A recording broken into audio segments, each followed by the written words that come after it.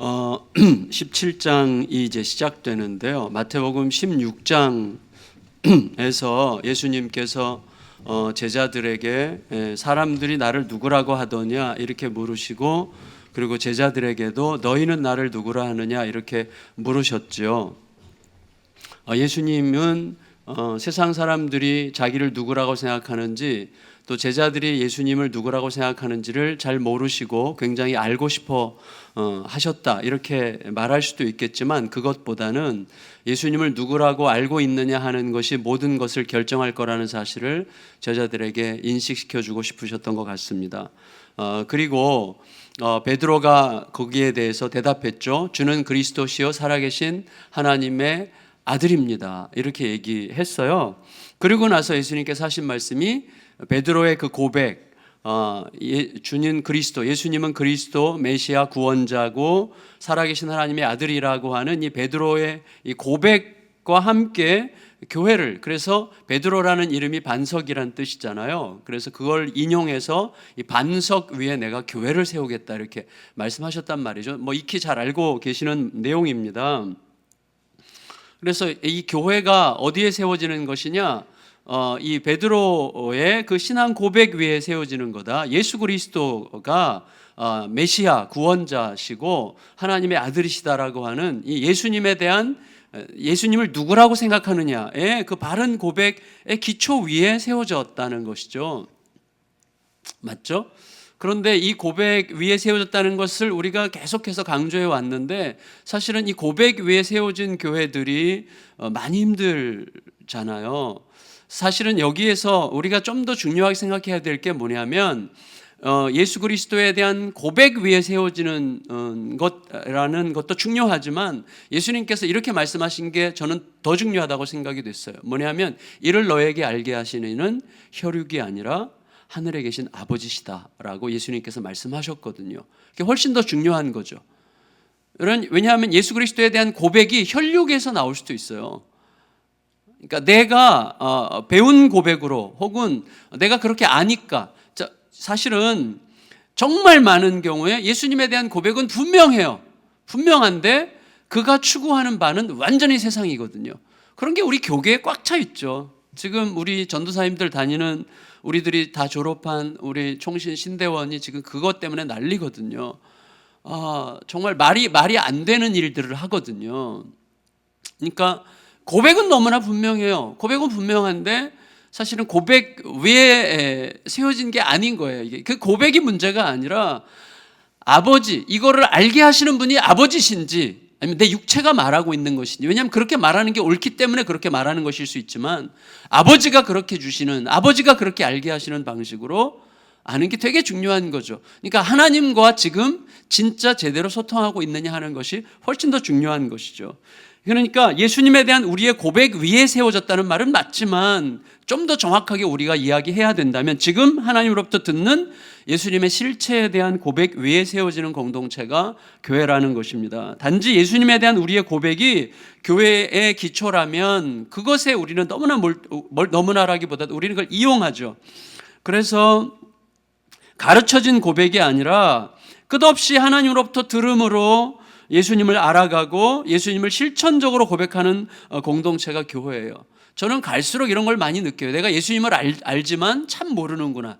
우리가 늘 아는 거잖아요. 예수님을 알지만 참 모르는구나. 그래, 예수님을 더 알아가야 되는 거예요. 왜냐하면 내가 어제까지 알았던 예수님과 다른 예수님을 만나야 된다는 의미도 있지만, 어제까지 알았던 예수님을 알지만 사실은 모르는 상태로 사는 거죠. 안다면 그렇게 살면 안 되는 거잖아요. 우리가 늘 하는 거 있잖아요. 부활을 우리가 믿죠. 부활을 알죠. 그렇지만 부활을 진짜로 알고 믿는다면 그렇게 살 수 없거든요. 우리가 그렇게 산다는 것은 제대로 모르거나 제대로 믿지 않는다는 거죠. 그런 의미에서 알미라고 하는 것은 끝없이 새로워지는 거야. 새로워져야만 되는 거죠. 내가 날마다 변하고, 내가 날마다 혈육의 생각으로, 육체의 생각으로, 내 욕망으로 계속해서 그렇게 변화되어 가고 있기 때문에 날마다 알아가야 되고, 또 내가 예수님을 날마다 더 알아가야만 할 만큼 예수님은 깊은 분이시고, 또 내가 예수님을 안다고 하는 그것이 사실은 예수님을 더 모르게 하는 방해꾼이 될 수 있기 때문에 날마다 하나님으로부터 듣고, 말씀으로부터 듣고 예수님을 더 알아가야 되는 것이죠. 그래서 여러분, 교회라는 것은 저는 이렇게 생각해요. 교회는 조금 더 다시 제가 이제 교회에 대한 고민을 많이 하고 이제 교회에 대해서 뭔가를 정리하는 중인데, 교회는 날마다 하나님과의 소통을 통해서 살아계신 예수님과 동행하는 오늘의 사건이어야 된다는 생각을 하게 돼요. 교회는 하나의 어떤 형태가 아니라 매일매일 주님과 나 사이에 생명의 소통이 일어나는 어떤 사건으로 존재하는 공동체죠. 그래서 이 교회 공동체 안에 계속해서 하나님과 나 사이의 소통 속에 역동적인 들음과 대답이 계속 있어야 되는 것이죠. 주님으로부터 계속 듣고 계속 대답하는 이 하나님과의 끝없는 소통의 사건이 교회여야 되는 것이죠. 그렇지 않고 그냥 교회라는 어떤 정적 상태로 있게 되면 굉장히 우리는 지키려고 하는 어떤 모순에 빠지게 되거든요.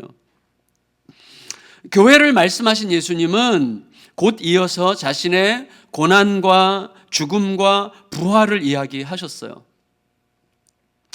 여러분, 따라서 교회에 대해서 이야기하신 다음에 자신의 고난과 죽음과 부활을 이야기하셨으므로 이 두 개가 자연스럽게 연결된다고 볼 수 있는 것이죠.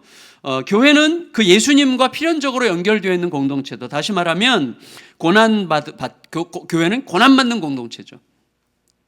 버림받는 죽음의 길을 가는 공동체죠. 그래서 교회는 우리의 부당함, 우리의 불공정함, 우리의 불의함, 우리의 부도덕함, 우리의 비윤리적인 모습으로 인해서 비난받는다면 이건 말이 안 되는 거고, 우리의 오름에 의해서, 교회가 추구하는 그 오름에 의해서 이런 거죠.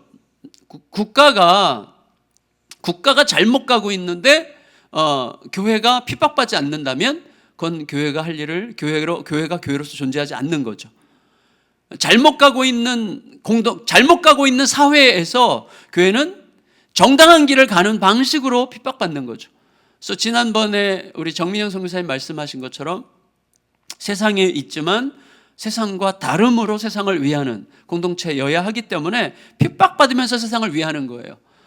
예수님이 가신 그 길이죠. 고난과 죽음과 부활의 이야기를 하셨는데, 따라서 교회는 필연적으로 고난을 받게 되어 있고 그 다음에 어려움을 겪게 되어 있어요. 우리가 옳게 하려고 하면, 그래서 여러분 정말 잘하려고 하면, 정말 예수님의 진리를 따라 살려고 하면 그 진리가 시행되는 현장 자체가 진리를 거절하는 현장이기 때문에 핍박과 어려움과 곤란함과 억울함이 생길 수밖에 없는 것이죠.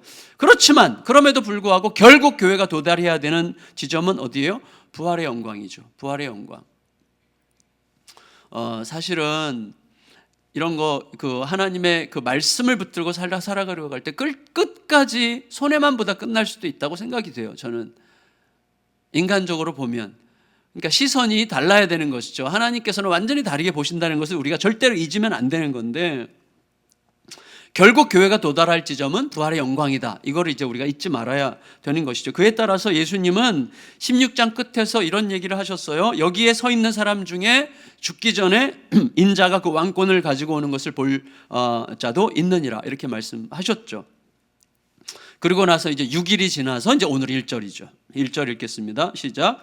엿새 후에 예수께서 베드로와 야고보와 그 형제 요한을 데리고 따로 높은 산에 올라가셨더니, 그랬어요. 그러니까 예수님께서 너희 중에 어떤 사람들은 내가 죽기 전에, 혹은 너희들이 죽기 전에, 제자들이 죽기 전이죠. 너희 중에 어떤 사람들은 죽기 전에 내가 왕권을 가지고 오는 것을 볼 자들이 있겠다, 이렇게 이제 예수님께서 말씀하셨는데, 그러고 나서 6일 후에 이제 이 일이 있은 거죠. 그러니까 이것과 연관성이 있는 이야기라고 할 수가 있겠어요. 여러분, 예수님께서 왕권을 가지고 이제 오는 것을 너희들이 볼 것이다, 이렇게 말씀하셨을 때 제자들이 얼마나 궁금했을까요? 진짜 많이 궁금했겠죠. 그게 무슨 일일까? 드디어 예수님께서 자기가 왕이라는 것을 이제 그 실체를 드러내려고 하시는가, 이렇게 이제 생각하셨겠죠. 그런데 예수님의 말씀은 생각보다 훨씬 빨리 일주일 만에 이루어진 거죠. 물론 이게 최종적인 것은 아니지만 그것을 보여주는 하나의 상징이죠. 결국 예수님의 실체가 무엇인지 예수님께서 말씀하셨잖아요. 너희가 나를 누구라고 생각하느냐가 모든 걸 결정할 거라고. 여러분, 우리도 똑같아요. 오늘 우리의 삶, 그리고 지금 우리가 맞닥뜨리고 있는 모든 삶의 문제들은 내가 주님을 누구라고 생각하고 있느냐와 필연적으로 연관되어 있어요. 그분을 그런 분으로 생각한다면 우리가 그러면 안 되는 거고, 그분을 그런 분으로 생각한다면 우리가 그래야만 되는 거예요.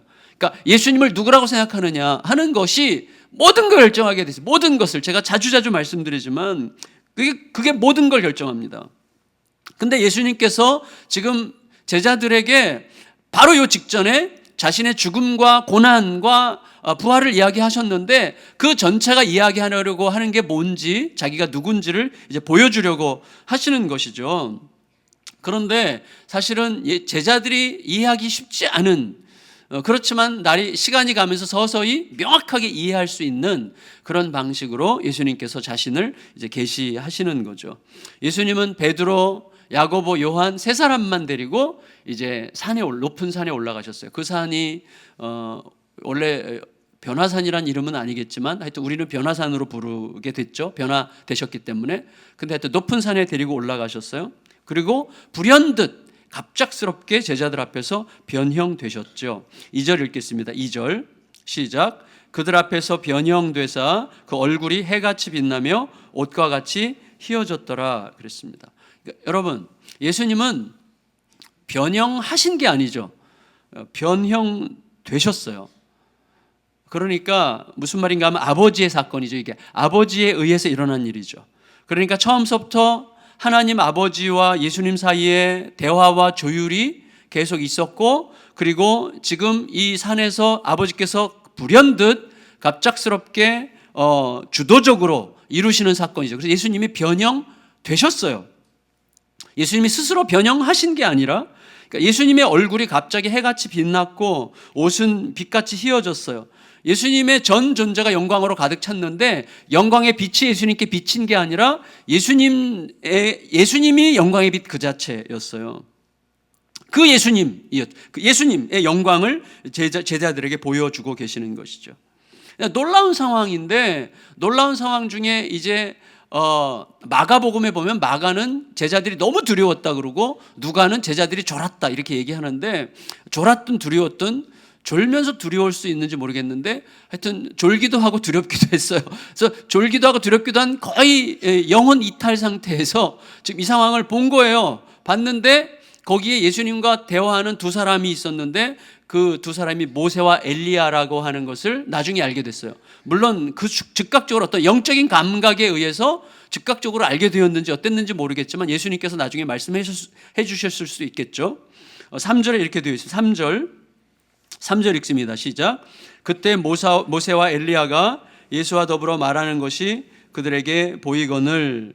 여러분, 세 분이 무슨 대화를 나누고 있었을까 알 길이 없어요. 그 마가나 누가는 마태나 마가는 이야기하지 않지만 누가는 거기에 대해서 말하고 있죠. 누가가 뭐라고 얘기했죠? 베드로와 예수님과 모세와 엘리야 사이의 대화가 무슨 내용인지 이야기한 거 아셨잖아요. 예수님의 죽음에 대해서, 예수님의 별세에 대해서, 예수님이 곧 이제 예루살렘에 가셔서 돌아가실 것에 대한 대화를 나누고 있었단 말이죠. 그러니까 마태와 마가는 변화산에서 있었던 사건을 기억하고 또 그것에 대해서 들은 바대로 기록하고 있을 때 영광에 초점을 맞추었고, 누가는 그 영광과 그 영광 안에서 이루어진 대화가 죽음이라고 하는 대화였다는 것을 이제 주목해서 이야기했습니다. 따라서 이것을 좀 종합적으로 생각하면 예수님이 어제 16절에서 교회를 이야기하면서 고난과 죽음을 이제 강조하셨죠. 고난과 죽음을. 그리고 오늘 변화산에서는 예수님의 영광을 보여주심으로 이 죽음과 영광이 함께 있음을 예수님께 제자들에게 보여주고 계신 것입니다. 그리고 거기에 교회라는 실체가 있는 것이죠. 이것이 다 연관되어 있는 것이죠. 교회는 우리들이죠. 여러분 한 사람 한 사람이 교회고 우리 성도들의 모임이 교회죠. 우리들을 얘기하는 거죠. 우리들의 삶의 어떤 그 본질을 이야기하시는 거죠. 다시 한번 예수님이 가실 그 길이 교회를 통해서 우리들에게 어떠한 본질로 나타나게 될 것인지를 말씀하신 것인데 그 핵심에 뭐가 있어요? 죽음과 영광이 있어요. 사실 여러분, 죽음과 영광은 연관성이 없어요. 우리는 죽음을 절대로 영광으로 생각하지 않잖아요. 그런데 죽음과 영광이 연결되면 죽음의 영광, 영광의 죽음이 되는 거죠. 그러니까 뭐냐면 영광의 죽음은 뭡니까? 죽음이 곧 영광이, 죽는 게 영광이 되는 거죠. 사실은 이게 이제 십자가잖아요. 그러니까 십자가가 영광이잖아요. 특히 이제 요한에게 있어서는 십자가가 하나님의 영광이거든요. 그러니까 죽음이 곧 영광이 되는 삶이 예수님을 통해서 나타난 삶이고 그것이 교회의 본질이 될 거라고 말씀하고 계시는 셈이죠. 우리들의 삶의 본질이죠. 그게 우리들이 좀 꺼려지는 거죠. 따라서 여러분 이거예요. 자, 우리가 다시 한번 정돈을 잘해야 되는데 늘 우리가 새롭게 정돈해야 되는 부분이지만 신앙생활의 목적을 저도 그렇게 계속 제 자신에게 말하고 싶고 성도들과 그렇게 나누고 싶은 거죠. 그게 뭐냐면 현세적인 축복, 영광, 현세적인 축복과 영광에 이 신앙생활의 목적을 두면 훨씬 더 효율적일 수 있을 것 같아요. 우리들을 움직이는데, 우리들을 움직이는 데는 당근이 훨씬 더 이제 좋잖아요. 그래서 신앙생활의 목적을 현세적인 축복, 영광에 두는데 길들여진 신앙은 죽음, 곧 고난을 해석할 길이 없는 거예요. 그래서 계속해서 신앙생활의 목적을 현세적인 축복과 영광에 두는데 길들여지게 되면 그런 상황 속에서는 그런 성도들은 고난이 오는 것에 대해서 너무 두려운 거예요. 고난을 굉장히 죄의식으로 느껴요. 그리고 어려움이 올 때 막 자기 삶에 절대로 오지 말아야 될 무엇이 왔다고 생각하고 하나님과 나의 관계에 무슨 문제가 있기 때문에 고난이 온 것처럼 생각한단 말이죠. 물론 그럴 수도 있지만 안 그럴 수도 있는 거죠. 그러니까 필연적으로 그렇게 생각하게 되어 있어요. 그러니까 교회가 계속해서 신앙생활의 목적을 이 땅에서 누리는 축복, 이 땅에서 누리는 영광, 그래서 우리 신앙생활의 목적을 그런 것인 것처럼 계속해서 강조하게 되면 성도들의 삶 속에서 고난이 해석되지 않는 거예요. 교회 자체가 고난을 수용할 수 있는 힘이 없어요. 그래서 어떤 현상이 생기는가 하면 여러 번 강조했지만 어떤 성도들 안에 어려움이 생기면 판단하는 분위기가 생긴단 말이죠. 판단하게 되는 거예요. 품는 게 아니라 이게 무서운 거예요. 굉장히 무서운 거고 스스로도 못 견디는 거죠. 그거를.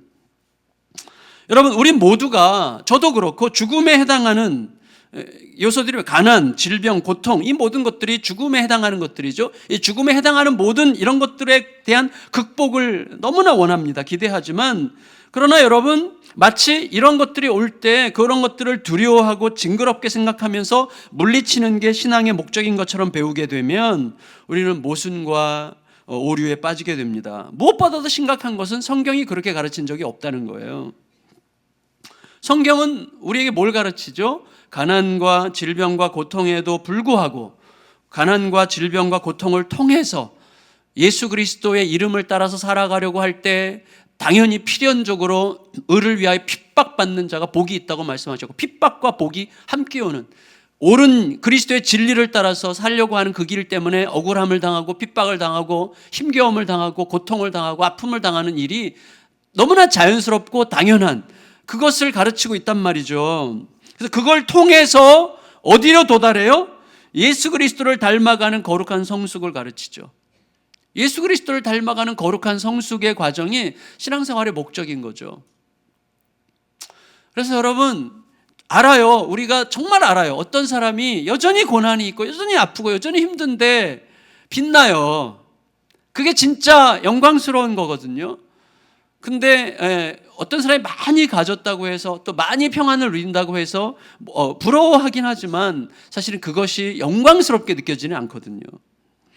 물론 우리 성도님들이 정말 하나님의 은혜 가운데서 정말 아름다운 삶을 누려가기를 정말 원합니다. 그러니까 성경은 우리가 여러 자랑할 만한 것들을 가짐으로 존귀한 자가 되는 삶을 가르친 적이 없어요.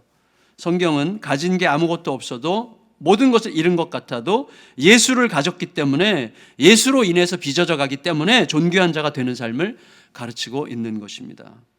그래서 여러분 그런 거잖아요. 우리는 육체를 가졌기 때문에 우리도 모르는 사이에 그런 것에 의해서 그런 어떤 현세적인 축복과 영광의 정도에 의해서 우리들의 어떤 마음의 움직임과 또 생각이 이렇게 좀 달라지는 것을 느끼는 좀 연약한 자들이잖아요. 그럼에도 불구하고 그런 모든 우리의 연약함에도 불구하고 하나님의 말씀이 끌고 가도록 계속해서 하나님의 말씀에 우리를 맡길 수 있어야 되는 것이죠. 따라서 여러분 예수님께서 여기 서 있는 자들 중에 인자가 왕권을 가지고 오는 것을 볼 자들도 있느니라 라고 예수님께서 가르쳤을 때 그걸 기대감을 가지고 본 제자들이 변화산에서 깜짝 놀랄 만한 예수님의 영광을 봤지만 그 대화의 내용이 죽음이었다는 사실을 나중에 알게 되었을 때 사실은 굉장히 많은 깨달음을 갖게 되는 것이죠.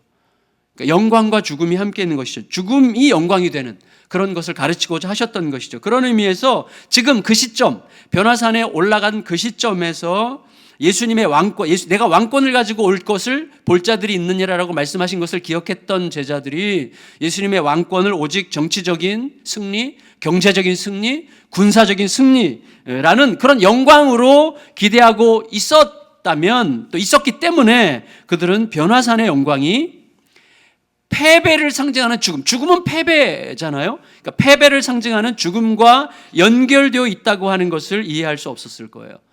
너무나 당연한 것이죠. 예수님과 모세, 엘리야 사이에 어떤 대화가 있었든지 또 얼마나 자세히 그들이 들었든지 관계없이 제자들은 거의 기억하기 어려웠을 것입니다. 그게 무슨 의미인지를 알지 못하면 기억하는 것도 거의 불가능하죠. 어쨌거나 여러분, 변화산의 그 황홀한 상황으로 인해서 제자들은 그야말로 혼이 빠진 상태였어요. 베드로는 이렇게 말했습니다. 4절 읽겠습니다. 4절 시작. 베드로가 예수께 여쭈어 이르되 주여 우리가 여기 있는 것이 좋사오니 만일 주께서 원하시면 내가 여기서 초막 셋을 질 때 하나는 주님을 위하여, 하나는 모세를 위하여, 하나는 엘리야를 위하여 하리이다. 여러분, 이게 무슨 의미인가가 중요하지 않은 것 같아요. 그러니까 이게 무슨 의미였는지 여기서 잘 살고 싶다 이제 이건데 중요한 건 뭐냐면 이 베드로의 고백이 하나님과 소통한 고백이 아니라는 거죠. 제가 아까 말씀드렸잖아요. 베드로가 조금 전에 이 16장에서 하나님으로부터 들었잖아요. 주는 그리스도시요 살아계신 하나님의 아들입니다.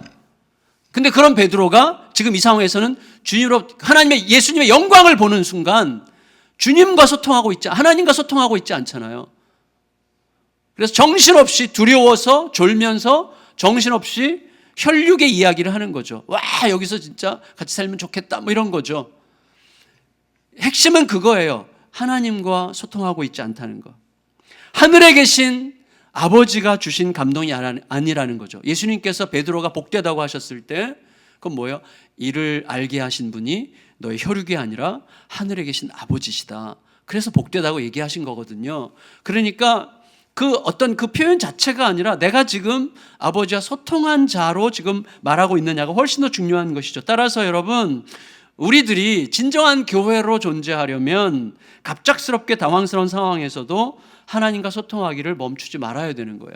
사실은 그게 쉬운 게 아닌 것 같아요. 네. 그래서 늘 하나님 앞에 늘 엎드려야 되니 우리도 똑같아요, 여러분. 자, 보세요. 지금 이 시간에 여러분 우리 각자 한 사람 딱 이렇게 서로 1대1로 해가지고 신앙 고백하라고 하면 우리의 신앙 고백은 정말 온전할 것입니다. 십자가가 답인 것을 나 알고 있다고 이야기할 수 있을 거예요. 자기를 내어주는 희생을 통해서만 진정한 변화의 자리로 나갈 수 있다고 하는 하나님의 말씀을 전적으로 우리는 믿습니다. 그거 믿죠? 십자가 답인 것을 믿지 않는 분은 여기 안 계시잖아요. 십자가와 부활에 의해서 우리의 삶이 이끌림 받고 있다는 걸 다 믿잖아요. 하나님이 살아계시다는 걸 믿잖아요. 그분에 의해서 모든 것이 결정되고 이끌림 받을 거라는 걸 믿잖아요. 확실히 믿어요. 우리의 신앙 고백은 온전합니다. 하지만 진짜로 직장 생활이 지긋지긋해지고 누군가 꼴 보기 싫은 인간과 함께 있어야만 되는 시간이 막 끝없을 것 같고 경제적으로 사면초가의 절망적 상황에 빠지고 내 힘으로 더 이렇게 어떻게 해볼 도리가 없는 어떤 막다른 길에 있는 것 같고 너무 힘들어지고 건강이 악화되고 관계가 깨지고 자멸감에 빠지고 도대체 분노가 일어나고 하는 시점에서 너무 압도되면 그 온전하고 아름답고 감동적이었던 신앙 고백이 우리를 끌고 가지 않잖아요. 그런데 그게 이제 한순간이면 괜찮고 정신 바짝 차리고 다시 그 신앙 고백에 의해서 이끌림 받는 분들이 많이 계세요. 그게 너무 감사한 거죠. 그렇지만 많은 경우에 그 신앙 고백이 너무나 무의미해지는 그런 상황들이 오거든요. 그렇게 되면 우리도 베드로처럼 정신없는 소리를 하게 되는 거예요. 그럼 어떻게 해야 되는 겁니까? 답은 하나밖에 없어요. 뭐죠? 5절. 하나님께서 말씀하시는 것이죠. 5절 읽겠습니다. 시작. 말할 때 호련히 빛난 구름이 그들을 덮으며 구름 속에서 소리가 나서 이르되 이는 내 사랑하는 아들이요 내 기뻐하는 자니 너희는 그의 말을 들으라 하시는지라. 이 상황에서 하나님의 음성이 너무나 선명하게 들렸어요. 예수님의 말씀은 하나님의 말씀은 뭐예요? 예수님의 실체를 먼저 이야기해요. 예수님의 실체. 예수님이 누구라고요? 예수님은 지금 세상 사람들이 나를 누구라고 생각하느냐고 물으셨고, 그리고 제자들에게 너희는 나를 누구라고 생각하냐고 물으셨는데, 이제 하나님이 대답하세요. 나는 예수를 이렇게 생각한다. 대답하셨어요. 뭐라고요? 내 사랑하는 아들이요, 내 기뻐하는 자다. 다시 말하면 예수가 바로 나와 한 몸이다. 내 자신이나 마찬가지다. 이렇게 얘기하셨죠. 그러므로 뭐예요? 그의 말을 들으라. 이거예요. 여러분, 자, 누가 어떤 분인 줄 알았으면 핵심은 하나밖에 없어요. 뭐예요? 그의 말을 듣기만 하면 되는 거예요. 그의 말을 들으라. 이게 답이에요. 여러분, 매일 말씀을 듣는 거예요. 그의 말을 들으라. 제가 자주 제 자신에게 속는 게 뭐냐면 이거예요. 저의 충동적인 감정으로부터 듣고, 저의 충동적인 욕망으로부터 듣고, 제 이기적인 생각으로부터 듣는 거죠. 그리고 어떤 때는요, 굉장히 아주 간교해지죠. 그래서 마치 그것이 하나님의 소리인 것처럼 내가 설득할 때도 있거든요. 그래서 정말로 내 생각과 대화하면 안 돼요. 물론 내 생각과 많은 대화가 필요하지만 말씀을 앞에 둬야 돼요. 말씀을. 그래서 말씀을 있는 그대로, 어제 제가 말씀드린 것처럼 천국의 서기관처럼 내 생각이 더 옳은 것 같아서 보태거나 빼거나 그런 거 하지 않고 있는 그대로 찬찬히 읽어가면서 말씀을 따라서 내 자신을 계속 비춰보고, 저 같은 경우는 이제 수첩에 그날 큐티를 하면 저의 몸부림이죠. 큐티를 하고 큐티를 통해서 그날 저에게 적용되는 게 한 가지, 두 가지, 세 가지 이렇게 있으면 그거를 제가 매일 쓰는 그 다이어리 있잖아요. 그 밑에다가 이렇게 세 가지를 적고 계속 들여다볼 수밖에 없어요. 그렇지 않으면 안 되는 연약한 존재예요. 막 순간적으로 순식간에 계속해서 내 감정의 소리를 듣거든요. 그러니까 계속해서 들여다보면서 하나님의 말씀이 나를 끌어가도록 하는 길밖에 없어요. 그 길 외에는 제가 저를 지킬 힘이 없어요. 제 인격이 저를 못 지킵니다. 뭐 제가 별볼일 없는 인격이기도 하고, 제 감정이, 내 판단이, 내 의지가 저를 못 끌어가요. 말씀이 저를 끌고 가지 않으면요, 순간적으로 내가 타협하게 되는 일들이 너무나 많거든요. 그래서 여러분, 우리가 일상의 평안 속에 있을 때 듣는 말씀과 견디기 어려운 고통 중에 듣는 말씀이 저는 완전히 다르다고 생각이 됩니다. 고통 중에 듣게 되는 말씀이 때로는 훨씬 더 진짜일 가능성이 더 많은 것 같아요. 따라서 아무리 힘들고 고달파도, 너무 지금 견디기 어려워도요, 하나님께 이것만, 말씀 하나 없어서, 말씀 하나 없어서, 그냥 오늘 너 그냥 다 내려놓고 그냥 그 스탑해. 그렇게 하더라도 듣겠습니다. 제가 전에 말씀드렸잖아요. 충현교회에서 부교육자 생활할 때 제가 정말 지옥 같은, 현실적으로는 너무 좋았지만 영적으로 너무 지옥 같은 힘겨움 속에 있었거든요. 그래서 하여튼 너무 이렇게 되어 있었어요. 담임 목사님과 하여튼 너무 힘든 상황이었어요. 좀 비정상적인 흐름으로 막 갔기 때문에 교회가, 그래서 많이 이제 다투고 막 건의하고 여러 가지로 했는데, 바로 옆방이었기 때문에 또 막 많이 이렇게 했는데도 안 돼서 결국은 사표를 써야 되겠는데, 써놓고 하나님의 대답을 기다리는데 대답이 없는 거예요. 너무 오래 기다려서 막 지쳐서 죽기 직전까지 갔는, 너무 힘든 거죠. 기도원에 가서 막 밤새도록 기도를 했는데 하나님의 응답이 드디어 온 거예요. 응답이 어떻게 왔는지 아세요? 제가 가장 듣기 싫어하는 응답이 온 거예요. 기다려라, 이거였어요. 저는 진짜 어떤 것도 내가 순종할 수 있는데 기다리라는 말만은 좀 하지 말아달라는 마음으로 기도를 했는데, 하나님의 응답은 기다리라였어요. 근데 그때 제가 하나님의 기적을 경험했어요.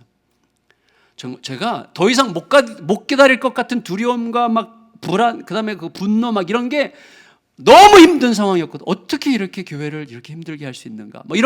이런 것 때문에 막 어쩔 줄 몰라서 힘들었는데, 중요한 건 뭔지 아세요?